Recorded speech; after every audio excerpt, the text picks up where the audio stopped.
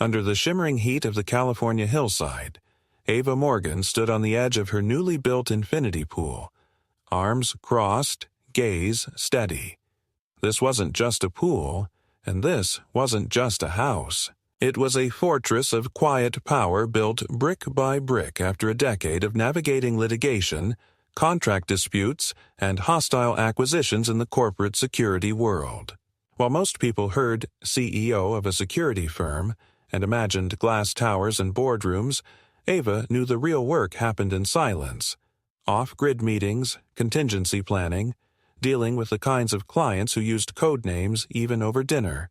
After selling her minority stake in a crisis management consultancy and investing in her own firm, specializing in perimeter integrity systems for high-profile individuals, Ava relocated from Seattle to a gated community in the San Gabriel foothills.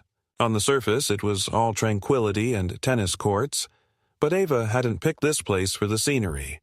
She picked it because it gave her sightlines, fencing options, and strategic leverage. The pool wasn't just for lounging. It was part of a broader architectural design to control visibility and reduce drone surveillance angles.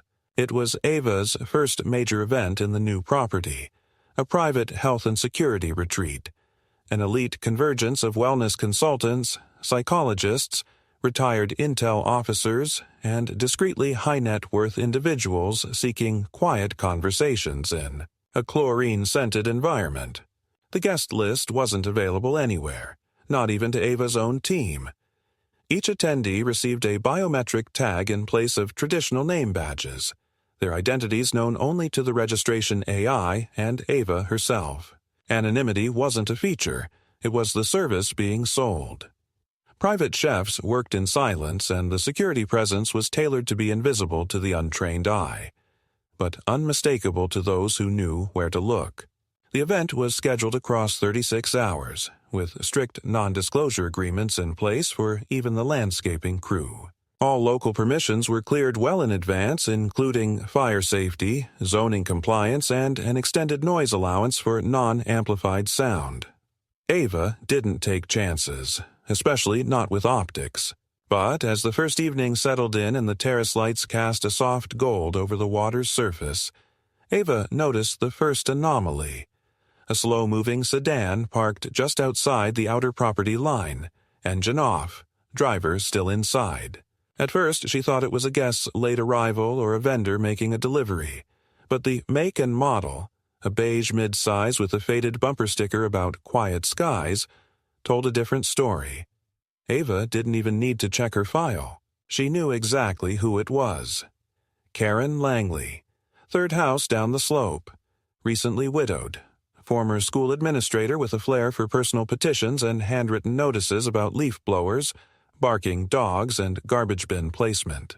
Ava had seen her once at the community welcome brunch. She remembered the way Karen's eyes swept the group like a headmistress scanning for dress code violations. That brief, sharp smile, that invisible but palpable demand, respect my rules, or I'll make your life slower by 1,000 formalities.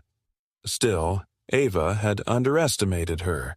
She had believed, hoped, perhaps, that the layers of protocol she'd put in place would be deterrent enough, that the simple fact of distance, wealth, and formality would act like a natural fence. But Karen wasn't a boundary reader. She was a self-appointed boundary enforcer. And tonight, with the soft buzz of private conversation drifting up from Ava's pool deck, something had clearly triggered her. The sedan pulled away after 10 minutes, slow and theatrical. Ava didn't need to check the cameras. She had no doubt Karen had taken pictures. What she didn't yet know was what Karen planned to do with them. The next morning began with a 6 a.m. call from the property manager. There had been a code enforcement vehicle parked outside since dawn, and a uniformed inspector was requesting immediate access to the premises for an emergency compliance review following a complaint about environmental violations, specifically related to pool drainage and unauthorized gatherings. Ava stayed calm. She told the manager to keep them at the gate, while she instructed her assistant to pull every permit, water testing result and compliance certificate filed in the last 4 months. Within 30 minutes, she greeted the inspector at the service entrance with printed documentation, a notarized property layout, and digital logs confirming compliance. The inspector seemed confused, not hostile, just unsure how to proceed when all the boxes were neatly checked. Ava knew this wasn't about legal violations. It was a test, a push, and she wasn't about to flinch. By noon, she had confirmed that the complaint had been filed through a municipal tip line. Not anonymous, but flagged from a local resident with ongoing concerns about inappropriate land use. Ava recognized the phrasing. It was careful, strategic, the kind of language someone uses when they've read a lot of bylaws and believe policy is a weapon. She also noticed that the phrase ongoing concerns had appeared in more than one of the documents sent to the inspector. That implied a paper trail, meaning this wasn't spontaneous. It was built.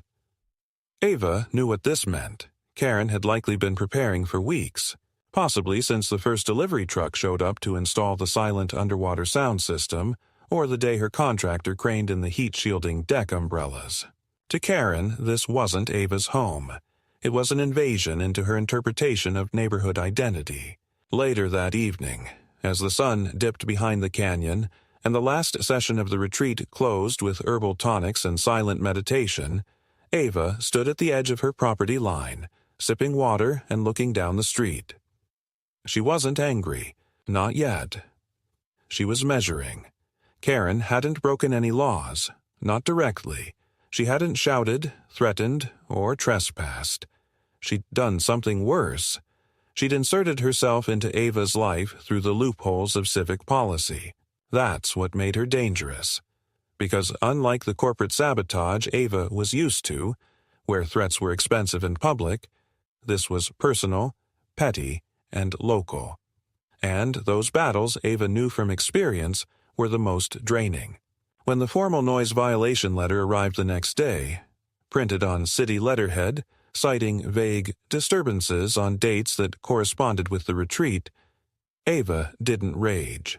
She submitted a preemptive response through counsel, along with audio analysis, decibel logs, and testimonials from private security affirming that no amplified sound had been used. She even included a background statement noting the mental health emphasis of the event, phrased diplomatically. The point wasn't just to win. It was to show Karen that Ava wouldn't play defensively. But the situation escalated quickly in a direction Ava didn't anticipate.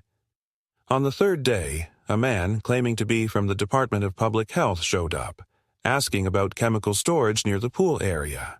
When asked for ID, he presented a city badge Ava's assistant immediately flagged as outdated. When pressed, the man hesitated and left. The badge was later confirmed to be authentic, but the department had no record of the visit. That's when Ava's team brought in legal counsel to issue a cease and desist to any further unverified inspections.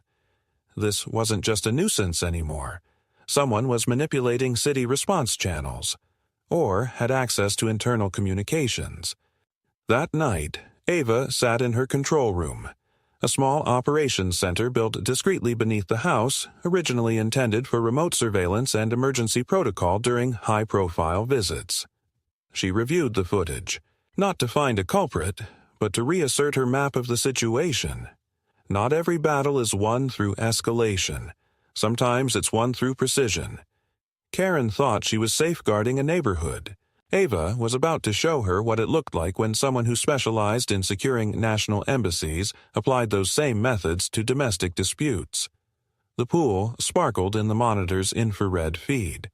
Unbothered, silent, still. But Ava's eyes didn't blink. She didn't need to investigate. She needed to wait. And when the next move came, she'd be ready to counter it not with rage, but with consequence. The calm of the next few days was deceptive. Ava used the time to recalibrate, not because she feared further escalation, but because she understood the nature of controlled conflict. In her world, silence was not peace. It was an indication of strategy taking shape. Not, Karen, despite her conservative aesthetic and pastel sundresses, was clearly playing a long game. Ava had seen this before: calculated waiting, gauging response, probing for procedural weak points. And like most amateurs who believed themselves to be tacticians, Karen had made one critical mistake. She thought persistence could substitute for leverage. Ava knew better. Still, what she hadn't anticipated was how effectively Karen had tapped into the civic machinery of low-level authority. That's what made the next step particularly irritating. It started with a memo, delivered by mail, signed by a city subcommittee member Ava didn't recognize. It politely requested clarification on the zoning designation of activities conducted on private property with semi-commercial characteristics. The wording was a red flag, wrapped in bureaucracy. No accusation, no fine, just a request for transparency. Ava immediately understood the implication. Someone was trying to recast her wellness retreat not as a private gathering, but as a business operation, thereby invoking permit obligations, insurance compliance, and tax scrutiny. She didn't panic. She delegated. Her general counsel drafted a measured reply, accompanied by a statement from the zoning board confirming her property's designation and its permissibility for private invitation-only events. The law was clear. So long as Ava wasn't charging for entry or promoting events publicly, the gathering remained personal. But less than 48 hours later, an anonymous tip surfaced through a consumer complaint board online, alleging unauthorized chemical storage and disposal at a private poolside location in the foothills area. That triggered a formal inquiry from the Environmental Health Division. Ava didn't even bother taking the call herself. Instead, her operations director, who had previously managed environmental compliance for an airport, compiled a compliance dossier including digital inventory logs of all pool treatment substances, supplier certificates, and waste disposal records, time-stamped and signed. A courier delivered it the same day. But the message was unmistakable. Someone was weaponizing the civilian complaint system to harass her under the guise of public concern. And while Ava respected due process, she had little patience for weaponized cowardice. The next hit was personal. One of Ava's vendors, an exclusive landscaping architect whose work adorned high-level federal properties, called unexpectedly. His tone was uncomfortable. Someone, he said, had contacted his licensing board with a report that he was conducting unlicensed commercial work on a residential property. The complaint included images of his vehicle on Ava's driveway, time-stamped and geo-tagged. He wasn't backing out, not yet, but he made it clear that the heat made him reconsider taking future contracts in the area. Ava didn't need to guess where the photos came from. Only one house had a view into that section of the driveway, and only one person had a reason to provoke her through indirect channels. It was time to narrow the aperture. Ava reached out to an investigator, not the tabloid kind or former cops who liked working out of dusty garages. This was someone who specialized in discreet mapping of non-criminal disruptions to property-based operations. She'd worked with him once before during a corporate land dispute in New Mexico, when a rival firm had attempted to suppress drone surveillance with targeted jamming. His methods were surgical. No surveillance, no illegal access, just a legal scan of patterns, communications filings, property records, FOIA requests, and digital behavior on open networks. Within 72 hours, he compiled a report.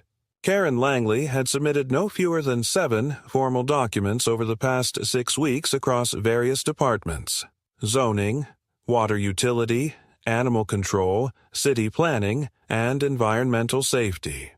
None of them were direct accusations. All were phrased in the language of civic vigilance. The pattern was clear. Karen wasn't trying to provoke Ava into a confrontation.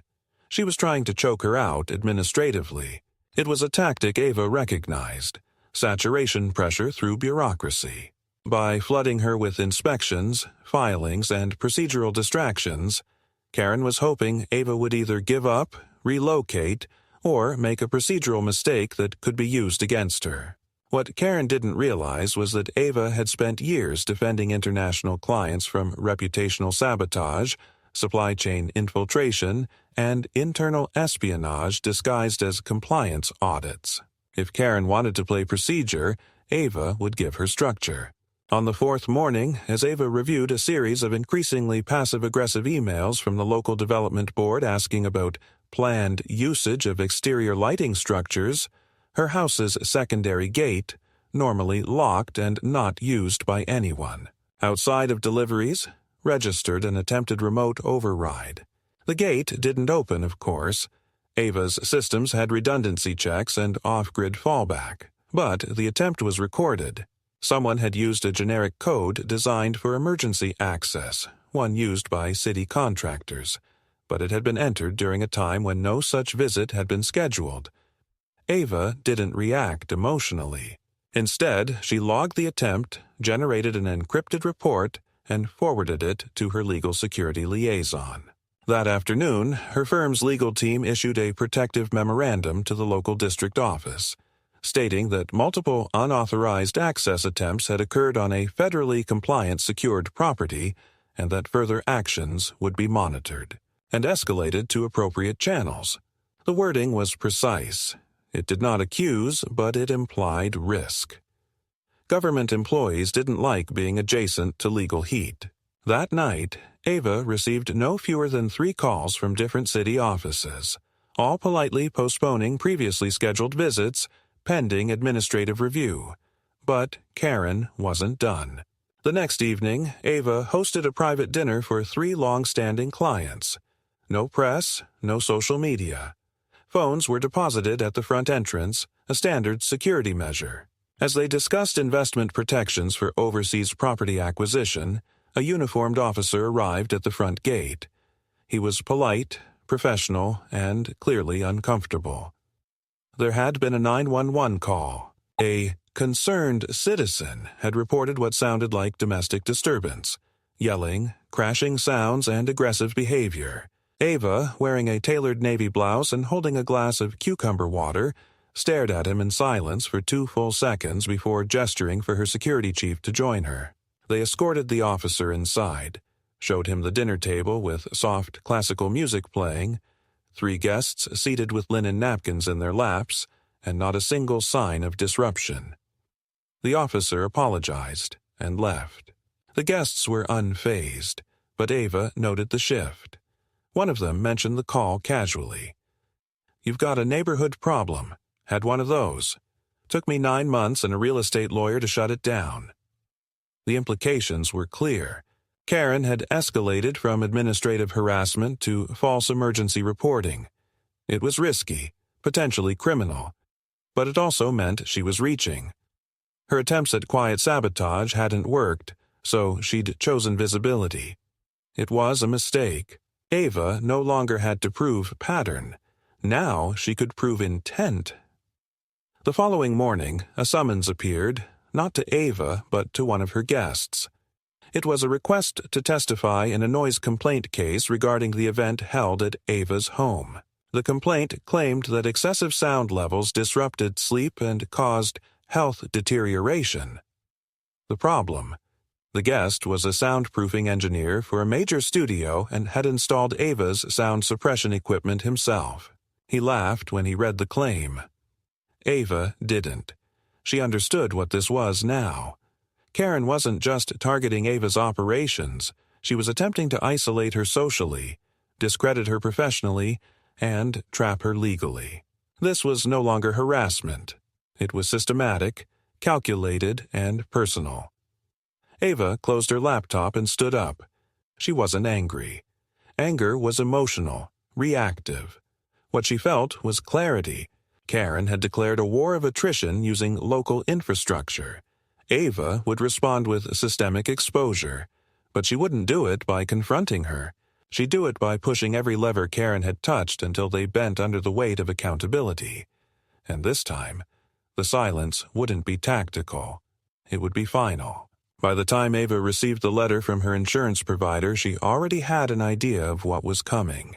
She'd spent years watching how a single strategically timed complaint could ripple across systems never designed to question their own interconnectivity. But what made this particular letter interesting wasn't what it contained.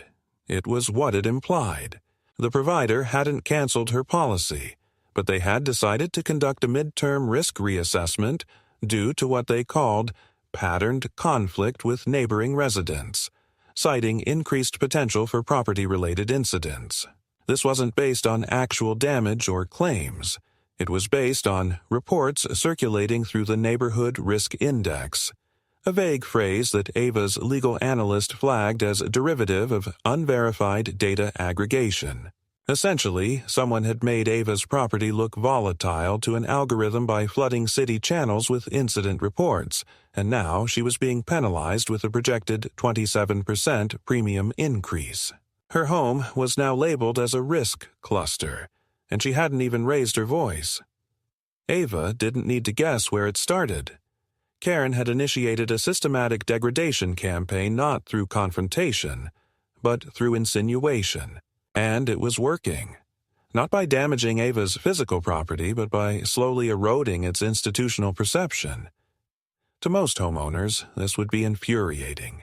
To Ava, it was a playbook she'd seen used against public figures, foreign dignitaries, even corporate competitors.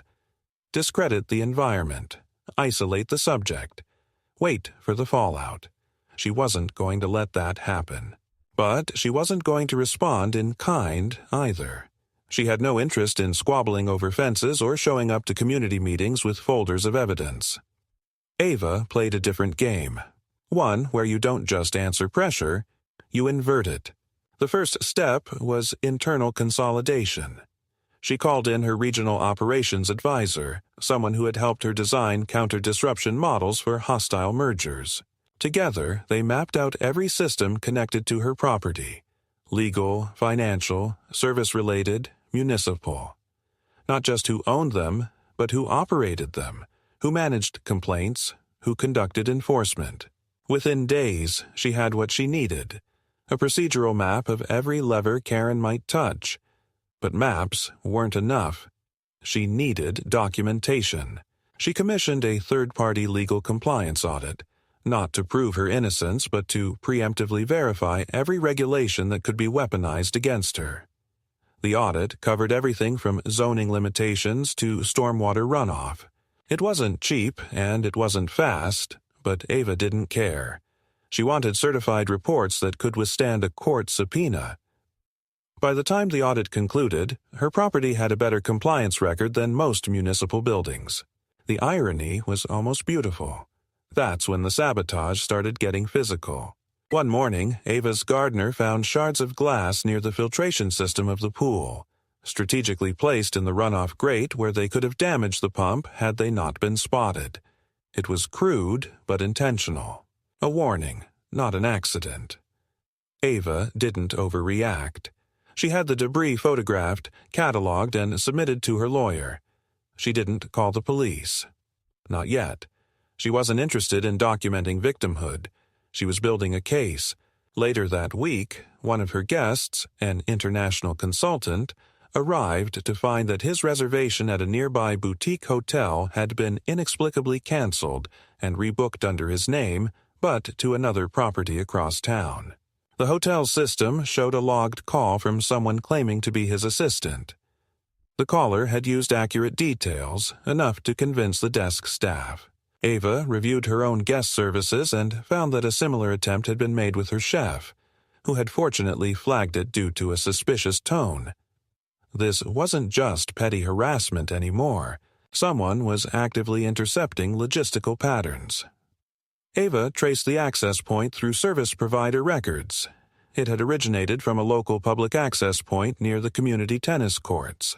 Not a breach, not illegal, but close enough to indicate premeditation. Karen wasn't acting alone anymore. Either she had allies, or she'd inspired others. Ava didn't care which it was. She adjusted. She encrypted all property communications, moved key service scheduling offline, and rerouted vendor verification through a secure proxy system. She wasn't going to let someone local manipulate her infrastructure through impersonation. And still, she stayed quiet. But Karen didn't. At 6:14 a.m. on a Tuesday, Ava received a violation notice slipped through her front gate. It was unsigned, unofficial, and completely baseless, claiming that her nighttime landscaping lights violated community regulations regarding light pollution and mental health impact. The phrase was ridiculous, but Ava recognized its origin. Karen had once attended a webinar about suburban lighting's effects on circadian rhythm. She had cited it at the welcome brunch, unprompted.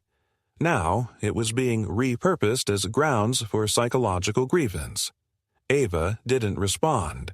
She had the notice scanned and filed. She knew it would show up again, probably during some future hearing. Days later, someone spray-painted a line across Ava's side retaining wall. Not a slur, not graffiti, just a line, 4 feet long, perfectly straight. It was subtle, absurd, and silent.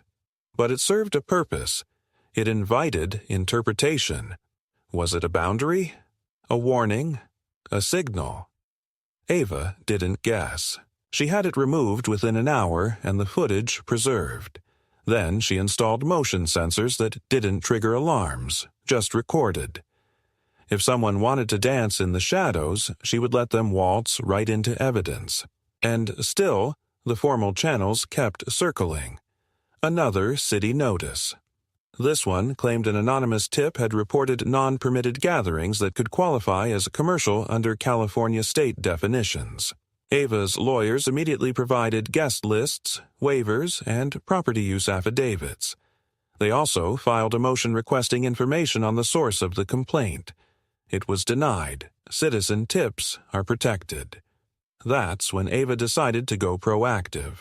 She launched a silent campaign, not against Karen, but against her access.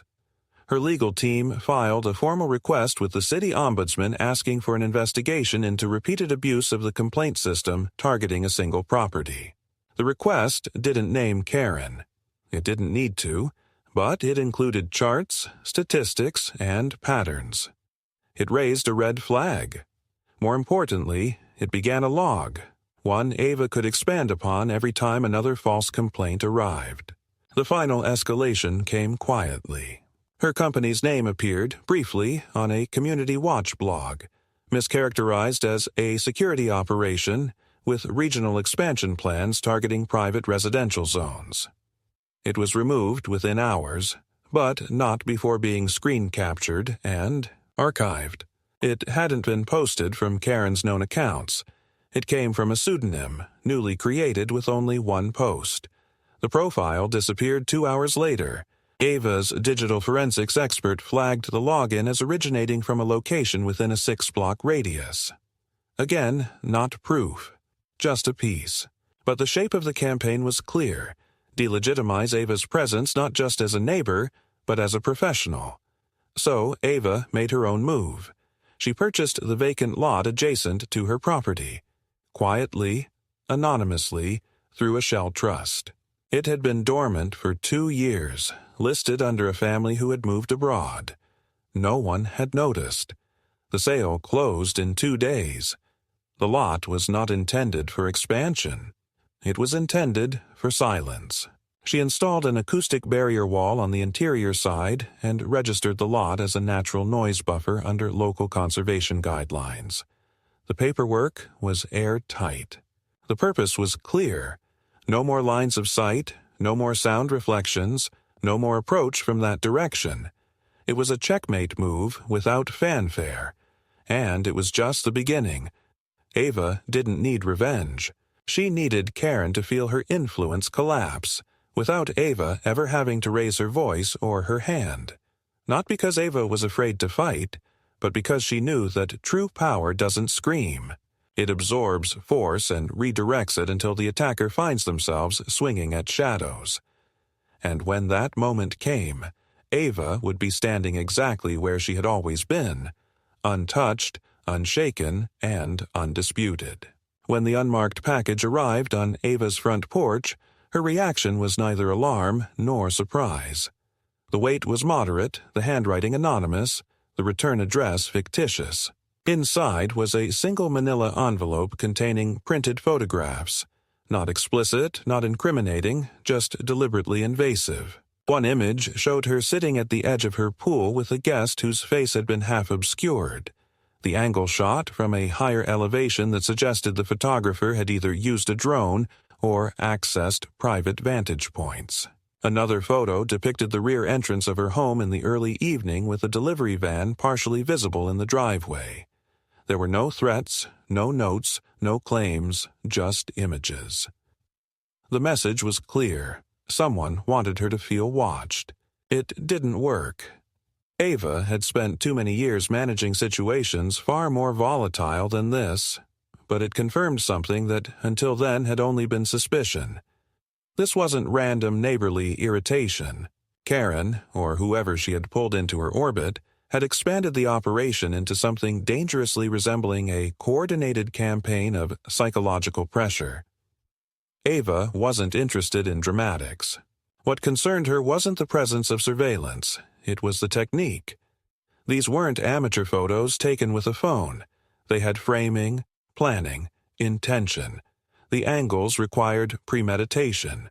The fact that they were printed and hand-delivered instead of emailed suggested an avoidance of digital traceability. That, more than anything, was an escalation. And it changed Ava's strategy completely. Up to this point, she had played the long game, relying on documentation, process, and policy to insulate herself while systematically blocking each avenue of harassment. But this breach of her private visual perimeter crossed a line she couldn't afford to ignore. Not because of fear, but because she knew where this kind of pattern usually led. Toward confrontation, or worse, public exposure. She'd promised her clients discretion, and the last thing she needed was whispers about her home becoming a magnet for conflict. So she did what experienced operators do when faced with a diffused threat. She pulled in outside intelligence. Ava contacted a former associate named Jonathan, an independent analyst who specialized in behavioral trajectory mapping. He didn't work in law enforcement or for a traditional firm. His clients were primarily international businesses, private contractors, and public figures who needed to understand not just who was acting against them, but why, and, more importantly, how far they were likely to go. Jonathan didn't need a name. He asked for the symptoms, the timeline, and the artifacts. Ava sent him everything: complaint logs, inspection notices, timing of city responses, digital pings from unauthorized access attempts, and now the photographs. He didn't ask for embellishments. His report arrived 4 days later. The conclusion was succinct.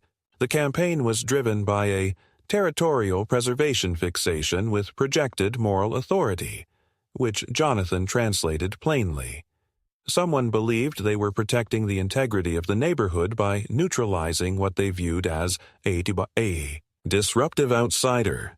It wasn't about Ava's actions, but her presence. The complaints weren't intended to solve problems. They were a pretext for control. Worse, Jonathan added, the behavioral escalation suggested that the person behind the campaign would not stop until either Ava left, or they experienced a public discrediting severe enough to disrupt their social standing in the community. It wasn't just harassment. It was obsession, dressed in community etiquette. Armed with this confirmation, Ava shifted into preemptive isolation. She instructed her contractors to cease all exterior work for the next 30 days, postponed all physical deliveries, and moved her client meetings entirely to secure digital platforms.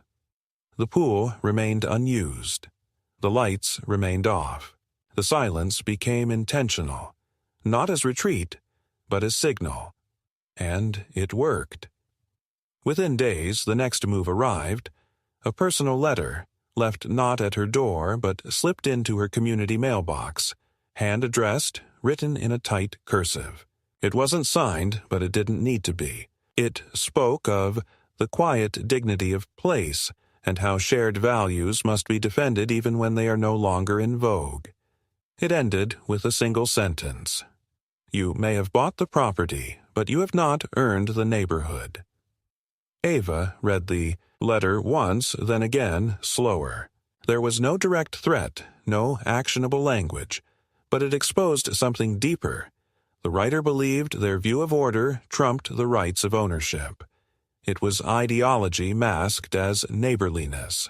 The sense of entitlement ran through every sentence. They saw Ava not as a person, but as a symbol, something that did not belong. That was the clearest danger of all, because while laws can be challenged and fines contested, perception is a battlefield with no official lines. So Ava took the next logical step. She didn't retaliate. She documented. She didn't confront. She calculated. And then she began to use their own mechanisms against them. Her attorney filed a formal request for full transparency from the zoning board regarding the pattern of anonymous complaints in the last 12 months, not just for her property, but across the entire district. The motion included a clause requesting investigation into systemic abuse of the citizen complaint channels. She knew the board wouldn't grant access outright, but the request itself triggered a review process. That meant administrative time, internal memos, and, most importantly, attention. But she didn't stop there. Ava authorized her private firm's compliance division to assemble a civic impact report. It detailed how misuse of the complaint system could result in unintended resource allocation, overburdening city response teams, and undermining genuine regulatory oversight. The report didn't name Karen. It didn't even mention Ava. But it was distributed quietly to local municipal offices, city staff inboxes, and administrative departments under the pretense of improving municipal efficiency. It was policy warfare, and it was devastatingly effective. Because now, every complaint filed against Ava's property wasn't just a minor inconvenience. It was a red flag in a system being audited, and anyone submitting one had to assume they might be reviewed later. Not as concerned citizens, but as potential abusers of process. It wasn't retaliation. It was deterrence through institutional friction, the kind of approach Ava had mastered in corporate environments where image mattered more than principle. And yet, as her system took hold and the pressure started to recede, Ava knew better than to relax. Because people like Karen, people who wrapped their insecurity in righteousness, didn't just fade away when systems pushed back. They adapted. They changed methods. And sometimes they turned desperate. Ava wasn't afraid of escalation. She was prepared for it. But she also understood something her adversary did not, that silence wasn't submission, and stillness wasn't weakness. It was positioning. And Ava had just taken control of the entire board. Under the faded late-afternoon sky, Ava stood at her kitchen island, fingers pressed against the cool stone, eyes fixed on the tablet screen displaying an email from her lead counsel. Subject line: New filing. Immediate review requested. The attached document was a formal complaint submitted to the local civil mediation board. It alleged that Ava's use of her property for gatherings created a pattern of psychological intimidation and environmental disruption, citing specific events from the past 3 months. The language was measured, sanitized, but unmistakably engineered to provoke bureaucratic scrutiny. And what caught Ava's eye wasn't the complaint itself, but the names listed under affected parties. It included not just concerned neighbors, but referenced statements collected from individuals unaffiliated with the property, but exposed to its adverse effects during their professional duties. This wasn't Karen acting alone anymore. Ava was being triangulated through other residents, possibly service workers or manipulated third parties coerced into submission by a mix of social pressure and vague threats. It was a classic maneuver, weaponizing minor inconvenience into formal grievance to create the appearance of community disapproval. For the first time in weeks, Ava felt the dull pulse of rage in her chest. Not explosive, not uncontrolled, but sharpened by restraint. She recognized the structure of this maneuver because she had once used a near-identical model during a legal siege on a hostile corporate board that had tried to vote out a female executive under the guise of misalignment with company culture. The tactic had been effective because it didn't seek to prove direct wrongdoing. It relied on fatigue, on the accused's eventual withdrawal. Ava knew the intention here was the same: to exhaust her, to make the process of living so entangled with defense that she'd choose retreat just to reclaim peace. But retreat wasn't in Ava's nature, and this time, the battlefield was personal. She spent the next 2 hours reviewing every component of the filing. Her legal team had already drafted a rebuttal and were preparing for arbitration, but Ava wanted something else. She wanted pattern. The complaint cited multiple witnesses, including a sanitation contractor and a municipal utility worker who had performed routine checks in the area. Ava immediately cross-referenced the visit logs. She remembered both encounters. The sanitation worker had been redirected by Ava's assistant after approaching the wrong property line. The utility worker had never spoken directly to Ava, only walked the perimeter before leaving. But now, both were referenced in a context that distorted facts, implying exposure to high-stress environments and altered terrain unsuitable for standard operations. The phrasing was so vague it bordered on parody, yet its placement in an official document gave it weight. This was more than just harassment. It was narrative construction. She convened her full operations team that evening, virtually, securely, and with clear instruction. Do not treat this like a domestic dispute. Treat it as a systemic attempt to erode jurisdictional credibility through coordinated civilian misrepresentation.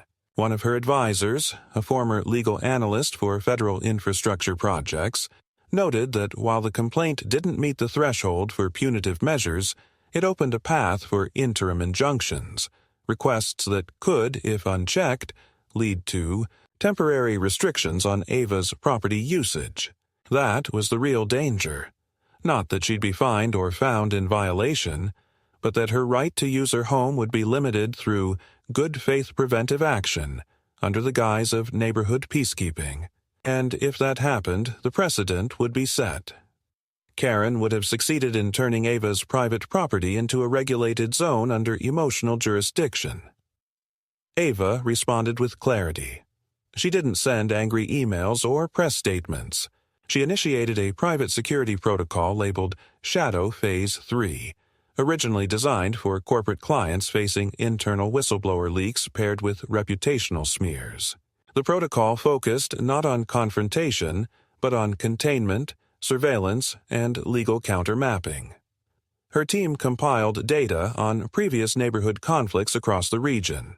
They mapped connections between local board members, their social affiliations, donation histories, and public comments made in local forums. It was professional, discreet, and fully compliant with open-source data protocols. Within 72 hours, they had a working model of influence in Ava's immediate ecosystem. Karen's reach wasn't as deep as Ava had feared, but it was concentrated. 2 board members with ties to a social committee Karen had co-chaired in years past, and a city clerk whose family lived on the same street. Nothing illegal, but enough to suggest that informal alliances had been activated. Then came the warning shot. A temporary service restriction was filed on Ava's address for emergency waterline evaluation. It was scheduled without prior notice and executed by a crew that arrived at 6:40 a.m. with orders to dig along the outer edge of her property. Ava intercepted them before the equipment started. Her infrastructure manager had not been notified. There had been no leaks, no alerts, no maintenance flagged. When pressed, the team lead handed her a copy of the order, issued not by the water department directly, but forwarded through a concerned resident channel, a loophole allowing expedited review when community safety was invoked. Ava's attorney later confirmed that this channel had been used 3 times in the last month, each time targeting homes where disputes had occurred. It was a gray area in local policy, legal but ethically murky. Ava escalated. Her legal team filed a cease and desist against future unauthorized service actions on her property without direct communication. Simultaneously, she filed a public complaint with the City Infrastructure Oversight Committee, citing procedural manipulation and requesting an internal review of emergency service override policies. These weren't emotional actions. They were tactical blocks placed with surgical precision to prevent further encroachment. But Ava knew Karen wouldn't stop. Not now. 2 days later, the real breach happened. Ava's private server detected a remote ping from an unknown device attempting to access her encrypted scheduling system. It failed. Her firewalls were custom-built, impenetrable, but the attempt was logged and traced to a geolocation less than 1 mile away. The attack wasn't sophisticated. It was likely someone using off-the-shelf penetration software attempting to gain insight into her calendar. But the fact that someone tried indicated escalation from indirect interference to attempted digital intrusion. It was subtle but serious. Ava's team launched a full forensic sweep. They found no damage, no breach, but they found evidence of pattern recognition scraping, attempts to map her activity windows based on open wireless signal fluctuations. This meant someone was studying her rhythms, her absence periods, her visitor cycles. It wasn't just harassment anymore, it was surveillance. Ava called Jonathan again. He reviewed the data and issued a single conclusion. You've moved from being a target of discomfort to a perceived symbol of disorder. She doesn't just want you to leave. She wants you invalidated. The words rang cold in Ava's ears. She wasn't being targeted because she was disruptive. She was being targeted because she couldn't be controlled. Karen wasn't acting out of fear. She was acting out of perceived duty, the belief that she was preserving something sacred by eliminating what didn't conform. And that made her dangerous. The following week, Ava's firm received a vague but deliberate inquiry from a journalist claiming to write about private security firms operating in residential zones. The reporter wasn't affiliated with any major outlet. The questions were oddly specific. Was Ava's company licensing civilian technologies for neighborhood enforcement? Were any of her clients affiliated with government entities? Ava's PR manager traced the inquiry to a local blogger who had once covered noise complaints and petty lawsuits in the area. The timing was too precise. Someone had seeded the story. Ava didn't respond.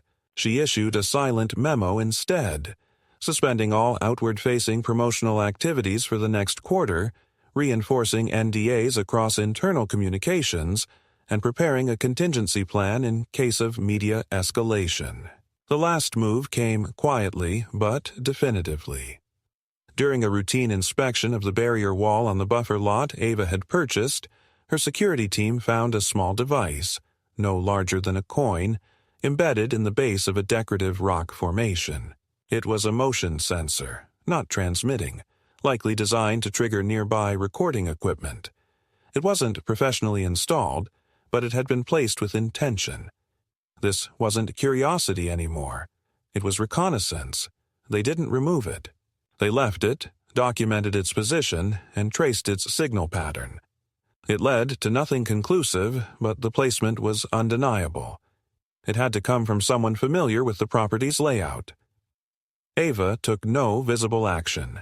She didn't report it. She didn't mention it publicly. Instead, she created a secondary perimeter system, quiet, invisible, but absolute. No one would enter, trigger, or observe her property again without her knowing. Not because she feared them, but because they had mistaken her silence for inaction. Ava wasn't retreating. She was resetting the field. And the next time Karen moved, there would be no complaint, no memo, no letter. There would be consequence, methodical, legal, and permanent. Because now it wasn't just about territory, it was about principle. And Ava had never lost a battle fought on those grounds. The day of reckoning did not begin with a bang or a confrontation, but with an email. Marked priority in her inbox, the message came not from her legal team or her private analysts, but from the Office of Municipal Oversight. It was a formal request for Ava to provide testimony as part of an internal administrative review concerning abuse of civic infrastructure for personal or retaliatory ends. The review, the email stated, was triggered by an escalating pattern of complaints filed by one or more residents against multiple properties in the neighborhood, with Ava's home cited as a primary target. The request was not accusatory. It was procedural. But the language was unmistakably different from the bureaucratic politeness she had been parsing for weeks. This was serious, and it was aimed at containment. The city had finally recognized that the tools of its governance had been manipulated by an individual who had weaponized civic participation to conduct what amounted to a private vendetta. And they wanted Ava's help to confirm it. She didn't celebrate. She didn't gloat. She responded with quiet efficiency, providing a detailed dossier containing dates, correspondences, cross-reference logs of city responses, and transcripts of interaction from her legal and operational teams. She included diagrams of overlapping complaint timelines, comparative data from other addresses, and highlighted language similarities across documents attributed to different sources. The point wasn't to accuse Karen outright. It was to reveal the pattern. She made no conclusions in her statement. She let the evidence speak its own language. But even as the wheels of official oversight began turning, Ava knew better than to trust that institutional intervention would be enough to halt Karen. People like her didn't acknowledge institutional correction as legitimate unless it came with personal exposure. Karen had not only entrenched herself in the fantasy that she was the guardian of some sacred neighborhood order, she had positioned herself psychologically as its last defense.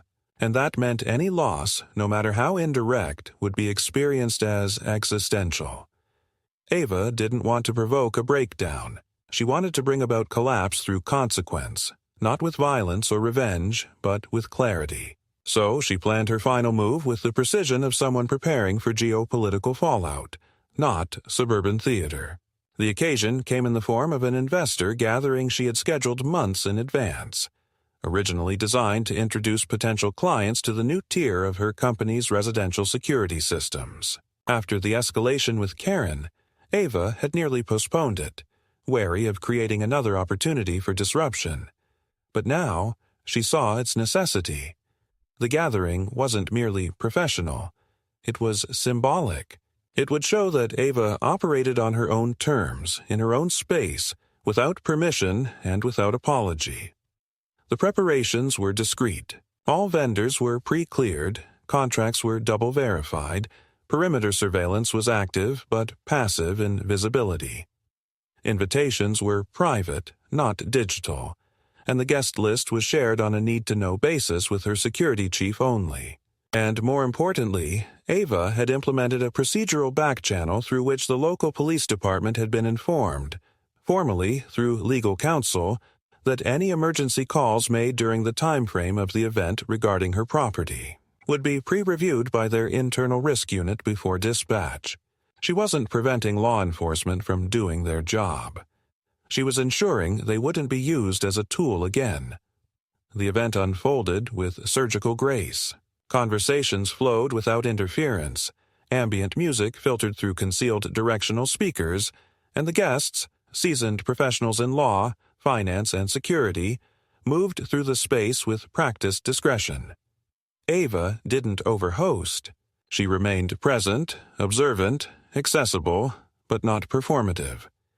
She made her home a space of quiet power, and for several hours it seemed the storm had finally passed. Until the gate buzzed. Her security chief approached her with a muted alert. A woman was outside, not on the guest list, claiming she had been invited by a friend, and that she had every right to be present. She refused to give her name, but demanded to be let in. Surveillance confirmed what Ava already knew. It was Karen, dressed in neutral tones, standing with a carefully composed posture, clutching a leather folio, and wearing the expression of someone ready to deliver judgment. Ava didn't move immediately. She let the moment breathe. Then she walked to the control center and issued a single directive. Log the interaction, preserve the audio, deny entry. No confrontation, no escalation. Just refusal, clinical, legal, and final. Karen did not take it well. She remained outside the gate for nearly 20 minutes, circling, speaking loudly into her phone, pointing at the security cameras and waving documents. She eventually left, but not before placing her hand on the gate and making eye contact with the nearest lens, an act Ava interpreted not as a threat, but a declaration of belief. Karen still thought she was right, and people who believe they are righteous rarely go quietly. The following morning, a letter was taped to the outer gate. It wasn't handwritten. It was typed, structured like a legal notice, filled with references to municipal codes and civic rights.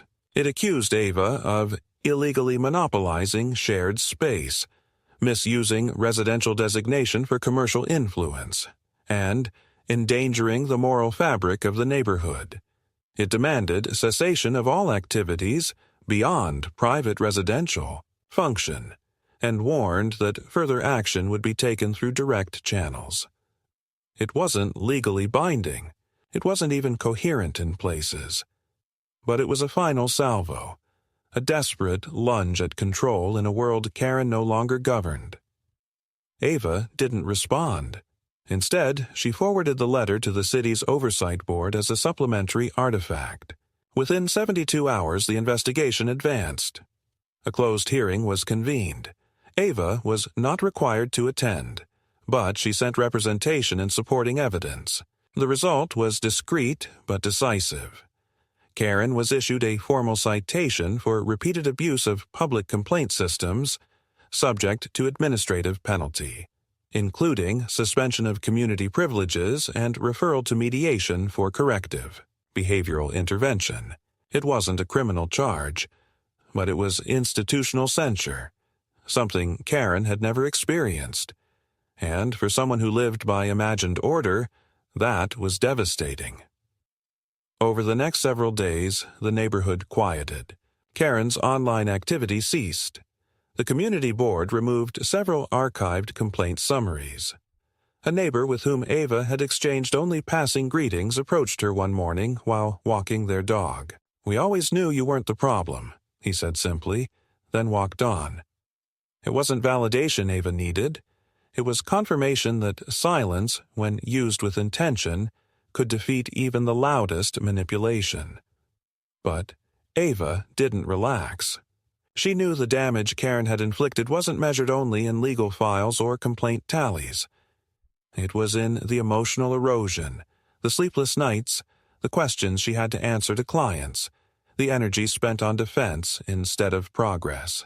And it was in the fact that even now, a single person's delusion could bend the structure of public systems into a tool of quiet aggression. She didn't want vengeance. She wanted resilience. So she set about building it, not just for herself, but for others. Within a month, she had assembled a task team inside her firm dedicated solely to residential defense, not physical, but procedural. Their mission was to protect homeowners from legal overreach, administrative harassment, and coordinated reputational manipulation. It wasn't charity. It was necessity. And she knew there would be clients. Because in the end, Ava hadn't just survived a neighbor's campaign of intimidation. She had exposed the fragility of systems designed to protect, and she had shown how easily they could be turned. She had stood firm not through force, but through resolve. And that was her legacy, not just of security, but of sovereignty. Weeks passed, and the rhythm of Ava's life finally began to even out. The days returned to quiet order. The system she had fortified now ran without interruption, and the silence that once felt strained began to resemble actual peace. The pool, once a battleground of imagined violations and distorted intentions, returned to what it was originally designed to be, a place of restoration, of distance from noise, of stillness. Yet Ava was under no illusion that peace was permanent. She understood that control wasn't something you achieved once and held forever. It had to be maintained, not through domination, but through discipline, vigilance, and structure. Karen's presence had diminished to a whisper. Her car no longer lingered on the street. The emails stopped. The complaint channels grew quiet. But Ava knew the retreat wasn't surrender. It was fracture. Karen, as it turned out, had been advised, firmly and formally, to disengage from any further contact with Ava's affairs. A closed-door session had determined that her campaign of complaints not only violated municipal guidelines, but had drained resources and jeopardized the integrity of civic systems meant for legitimate public concerns. The recommendation was clear. Remove yourself from public proceedings or face legal consequences. Karen had chosen retreat. But Ava knew people like her didn't just vanish. They retreated into quiet corners, into resentment, waiting for opportunity or sympathy to pull them back to relevance. So Ava planned accordingly. She did not wait for the next escalation. Instead, she closed the loop. She finalized the acquisition of the second vacant lot behind her home, effectively enclosing her property on 3 sides with land she now privately owned. These lots weren't used. They didn't host events or construction. They simply remained undeveloped, serving a singular purpose: separation. She redrew her property lines and submitted updates to the zoning board. Quietly, efficiently, legally. What was once a house with neighbors became a self-contained zone buffered by intention. Her home became sovereign, not in the anarchic sense, but in a way that acknowledged the reality of modern conflict. Boundaries had to be engineered, not just imagined. But her final move wasn't architectural, it was institutional. The internal task force she had quietly launched evolved into a formal division: residential integrity services, providing homeowners, particularly women and elderly clients, with infrastructure to resist harassment cloaked in legal procedure. It offered legal consultation, complaint pattern tracking, municipal interface training, and even psychological resilience coaching for victims of sustained neighbor aggression. It didn't market itself through fear or panic. It operated through structure, teaching others what Ava had to learn through adversity. The service didn't advertise its origin. It didn't need to. Word spread, case by case, referral by referral. Meanwhile, Ava resumed her private gatherings. Smaller now, more selective, intentionally subtle. No announcements, no visible build-up. Just quiet comings and goings of guests who knew how to respect space and confidentiality. The neighborhood remained quiet. No inspectors, no surprise calls, no officers at the gate. It wasn't so much that the battle had been won. It had been rendered obsolete. The arena itself no longer existed. Ava hadn't just survived the siege. She had eliminated the terrain on which it was fought. One afternoon, Ava received a package. There was no return address, no note, only a book. Its title was an old treatise on civic harmony and urban design, filled with quotes about how shared spaces shape behavior. Ava flipped through it, unsurprised to find underlined passages about order and duty. It was either a gesture of surrender or one last attempt at asserting philosophical superiority. She placed the book on her shelf and never opened it again. Not because it disturbed her, but because it no longer mattered. Karen's presence had been reduced to what it always was beneath the noise: a projection, an echo of someone unable to adapt to a world that no longer revolved around them. The real ending came not with a final confrontation, but with Ava sitting on her deck one evening, a soft breeze rolling across the hills, a glass of mineral water in hand. No security alerts, no inquiries, no noise. The sky above was open, the house silent. And in that silence, Ava understood the difference between escape and resolution. She hadn't fled from conflict. She had neutralized it, restructured her world so thoroughly that it could no longer host that kind of chaos. Her life was not defined by the battle, nor by the one who started it. It was defined by what she built in its aftermath.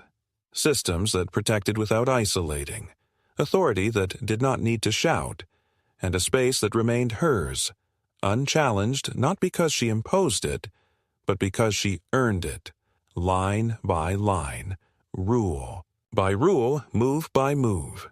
And for the first time in months, Ava slept without checking the cameras.